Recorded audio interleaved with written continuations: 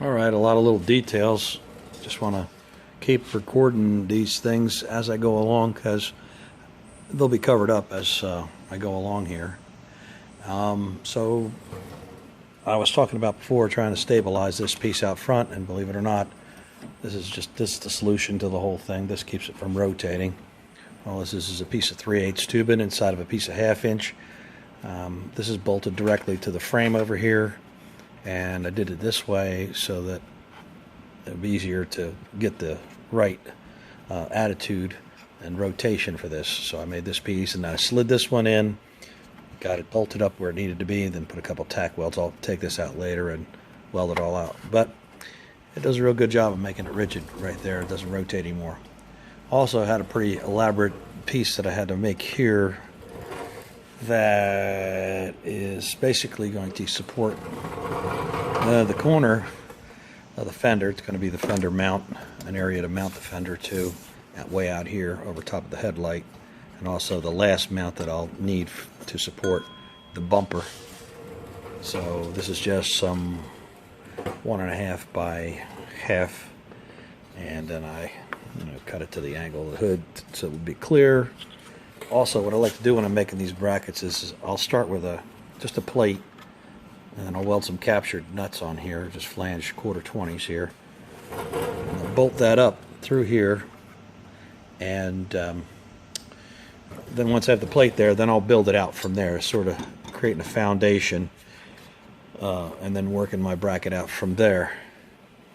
Also, you can see inside here I have another bolt-up point. This keeps this a little bit more rigid in this direction because it's extended so far. This has got a lot of leverage right there, so that'd be pretty bouncy without this additional bracket that I made on the inside here. I don't know if you can see that or not, but it's mounted the same way. There's a captured nut right here. There's a couple of gussets on a flange with a welded nut, and that's bolted up through a mounting hole that was in the bumper support.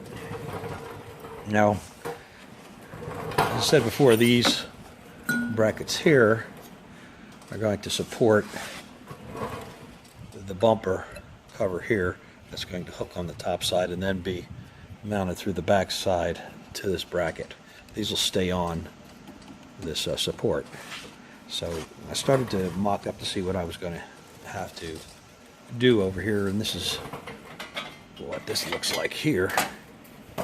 Is first I'm going to have to bend up a piece of steel, tack it to the top of my rod here, and this gives me a little eyebrow over top of the headlight here. A little 1/2 inch break. It's about 2 inches out, and then this has got a slight roll in it, and then this is actually more than 90. It's got to be bent a little bit more, but this is just a mock-up piece to see how the roll looked relative to the hood.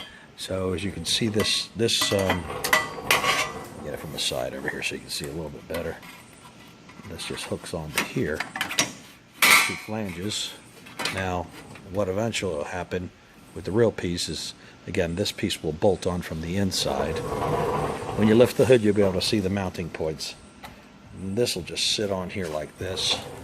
You can see how that rolls off the hood, coming down here, and then creates the eyebrow. And then I'll basically just weld up this seam over here and grind it all off, and this will stay with this. I have a little temporary bracket just holding all of this from moving around, and a little welded stop over here. This keeps this all from rotating while I'm fitting all these this jumbo little parts here and trying things out. So this little tab and another little tab here, they'll come out because the grill mounts behind here, so this would be in the way. Anyway, just wanted to record this stuff as I go along. Also, I don't believe I mentioned in the last video that I had to build these little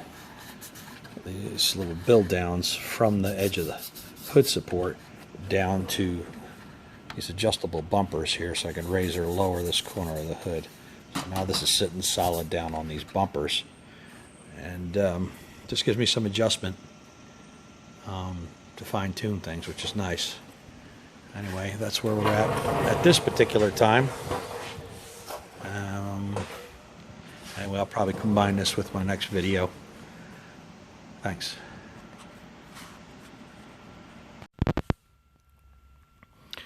All right, with the corner established and everything, and the front of the hood established, I started to develop this extension, which is the bumper area.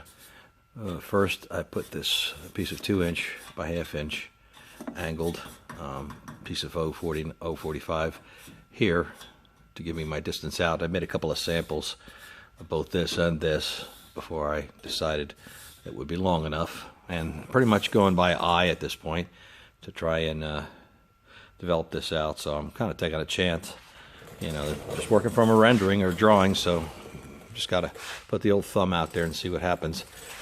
This piece has been completely welded up and ground off, so it's all like one piece now. But you can see how I started over here, just tacking it every 1.5 inches, and then I split the distance, hop skipping across there. Thought put too much heat in one area at once. Although the 045 is pretty forgiving as far as that's concerned. It's pretty thick stuff. And then I welded up the center. Now, as you can see, this is bent over the back, so it hooks down behind those tabs and this corner tab, and that's where it'll bolt up eventually when I take the whole assembly off. Hopefully it'll come off. After I did that, I started to make my lower pieces, which are vertical from here but going downhill, and tacked up underneath this grill opening where I established this grill opening. And it's just tacked up there now because I'll take the whole thing off and weld it up a little bit better once I get everything, make sure that everything looks good. Then I established this piece at the bottom of the headlight, the longest, straightest piece that I could get. Then I connected two with a little upstand and generated this whole piece right here. Then I just was going to take a piece of this, and then I was going to shrink and stretch the edge to create an edge over here, but this piece had to be rolled around the headlight but then twisted down to meet this piece, because this is on a downward slope as opposed to being square with this over here. So this is what I ended up with. And so it's kind of neat. It's kind of coming to life. It's starting to get the general, there's my big hand in the way of the lens, starting to get the general look of what I'm going for, hopefully, in this rendering. Try to match this rendering as best I can. Let's go over to the rendering and see how we're doing. So this is what we're after. And, you know, there's going to be some variance, I can guarantee you that. It looks already like I don't have as much arc as they have in this area here to run this off, but I don't think it looks too bad. It kind of had to be there at that level based on what the top of the Challenger fender was going to do. And you don't want the headlights to be so darn low. Right now they're a little bit lower than they would be in the stock location, so they got to cast properly on the road so the thing's drivable. Anyways, you know, I was thinking about always, when I do something like this project or I think about it, people always say, oh, I wish they would have made that. Well, unfortunately, with the federal regulations guiding how you can create pretty much all of the car these days, this front end wouldn't comply, because it's not going to be, well, obviously mine's not going to comply, but even as a manufacturer, I think it'd be pretty tough to comply with the 5 mph bumper regulations that they have on cars, because this whole assembly is, you know, the first thing that would hit. It would take out the headlights and everything else. I imagine they could put some kind of shock absorption in there and it would qualify to some degree, but that's what restricts manufacturers from doing a lot of interesting stuff now. Mostly just federal regulations on this stuff, boxes them in as to how they can design their stuff, and kind of dictates everything, including the headlights have to be pedestrian friendly. In other words, if you hit somebody, you have to be able to not hurt them with your protruding headlights. That's why most headlights, besides aerodynamics, are kind of rounded over on the fender corners these days on most cars. Anyway, that's about where I am with this thing, and it looks like it's coming to life a little bit here. So, thank you very much.